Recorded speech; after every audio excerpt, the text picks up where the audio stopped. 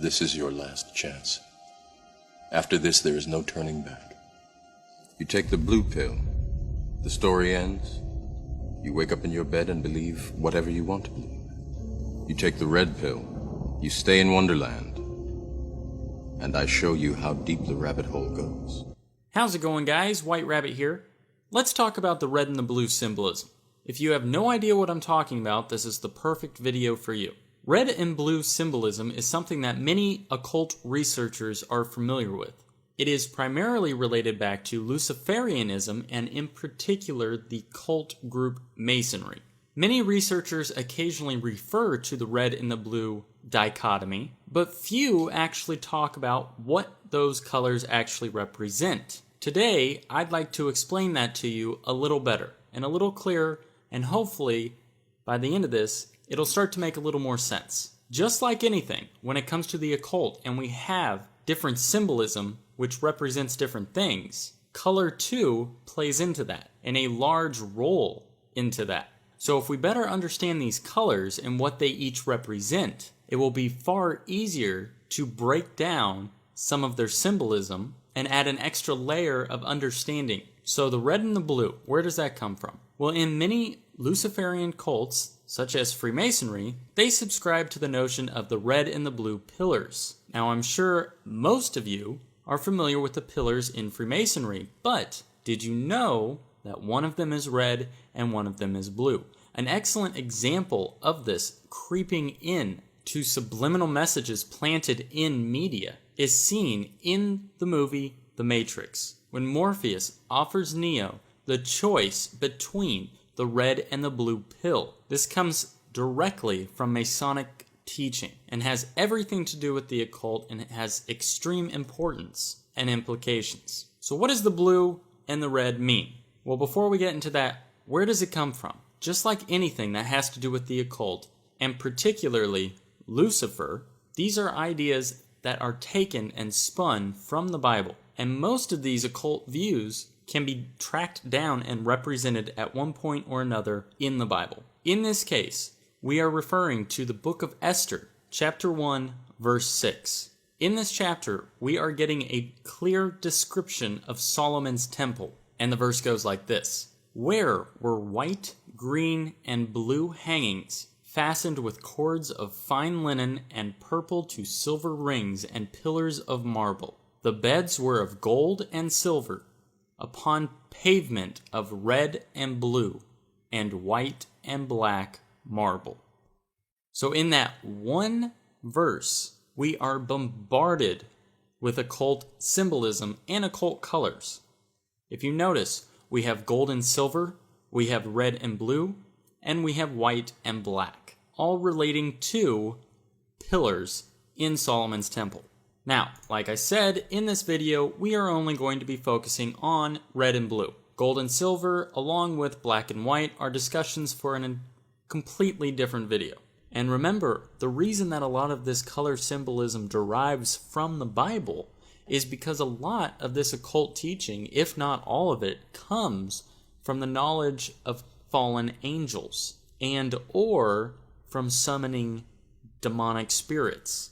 So it would only make sense that in that way it would be related back to the Bible, if not in a corrupted sense. Now, what does the Bible say about red and blue, as the theme appears several other times all throughout the Bible? Well, on the one hand, you have the color red. Red represents Esau, aka Edom, and blue represents Jacob, aka Israel. And just like you have duality as a theme, along with the black and white and the gold and silver, the red and blue is almost more representative of the Hegelian dialect, where you have one force combating the other, when in reality the end result is the ultimate outcome. And you can see this all throughout occult teachings and their New World Order plans. We can also look at it from the perspective of Cain and Abel. Remember the story in the Bible where Cain killed his brother Abel? Well, Cain represents red, and Abel represents blue. Red represents death and destruction. It also represents human nature, or the flesh, Blue represents the healing power of God, or the Word. Now, to take it one step further, especially in terms of the occult and ritual magic, red has the association with masculine energy. Red is the father, the color of will. Red is action and activity of command. Red is radiating an outward force. It is fiery and explosive by nature. Then if we look at the color blue, from a ritualistic magic perspective, it is associated with feminine energy. It is the mother, the color of reflection and inner emotion, secrecy, nurturing, creation, and formation. Blue is the color of lakes, the ocean, and the sky, and blue is positive and accepting by nature. So we can see how the ritualistic magic interpretation of these two colors is very eerily similar to the perspective given in the Bible. And like I said, these two colors have everything to do with the red and the blue pillars in Freemasonry. But, as is the case with Freemasonry, we have another color, and we have another pillar. Now, sometimes it is referred to as the middle pillar or the 13th pillar. Sometimes it's referred to as Jacob's ladder, or other times the stairway to heaven. Whatever you want to call it, it is symbolic of a mechanism or an entity which enables one to transcend to the next dimension. It is represented by the color yellow. And yellow, to the occult, to Luciferians, is Lucifer. It is their God, or at least a representation of their God. However, and this is where things get a little confusing, at times there's a slightly different perspective on this, and that is that the mechanism and the entity are two separate things. This would play into account if you think of the Antichrist versus actually Satan, similarly to God the Father and God the Son. In this case, instead of looking at the color yellow, we'd be looking at the color purple. And the easiest way that I could explain this to you is simply by looking at the three primary colors. Yes, folks, it's really that basic.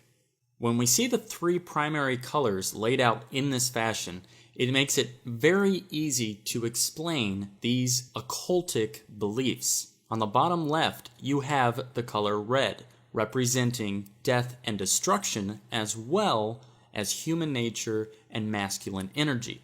Whereas on the right, bottom left, you have the color blue, representing the feminine energy, or the word, or the spirit.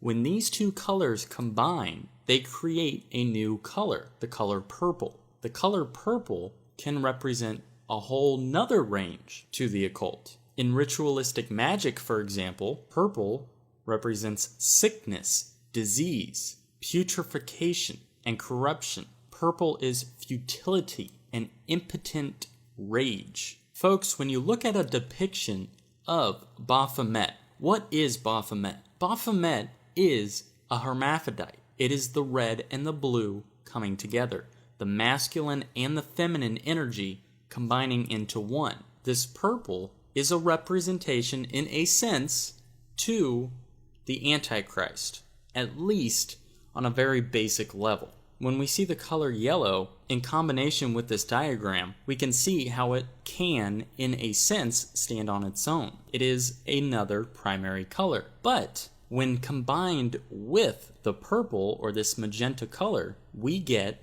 black. And that embodies the physical nature of the Antichrist with the spiritual nature of Satan, creating essentially the apocalypse, the perfect storm, if you will. Now, this is where things get a little confusing. Just like with anything that has to do with the occult, there are many different layers and interpretations to these ideas.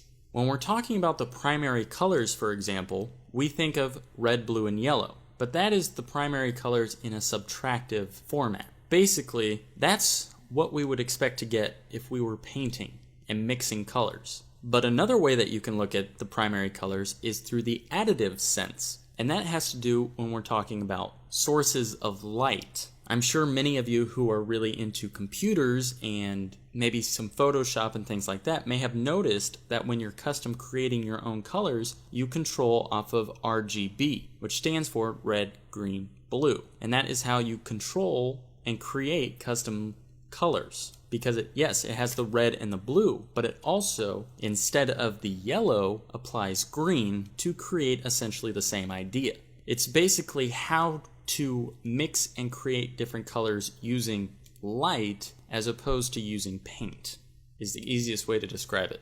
And for whatever reason it works differently. I'm not going to get into all that in this video. Just Google it if you're interested. But I bring it up for this reason. Some occult groups teach instead of yellow representing Lucifer or whatever god they worship, green represents Lucifer. And it's not too uncommon. And it makes sense that it wouldn't be too uncommon if you think of it in terms of Luciferianism is the pursuit of the light. So it would only make sense that their color representation comes from a light-based source. So when you hear people talk about green representing Lucifer, it's not that they're wrong, it's that they're consulting a varying occult belief, if that makes sense. And it's like that with everything when it comes to these topics, guys. Not every occult group or Luciferian group or magic group or Wiccan group, they don't all agree on the same fundamentals as one another. And it makes it very confusing at times, but when you really dig and you come to something like this, you begin to realize why and how it all still fits together. So there you go, guys. Hopefully this video didn't give you more questions than answers. I probably could have gone off on a whole bunch of different tangents there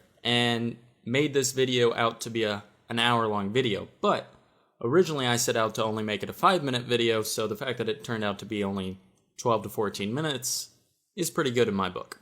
Go ahead and give me a like, guys, because how many people do you know that can go on for 12 minutes just talking about the primary colors? Anyway. Alright, guys, there you go. If you haven't already, please like and subscribe. Thanks, and God bless.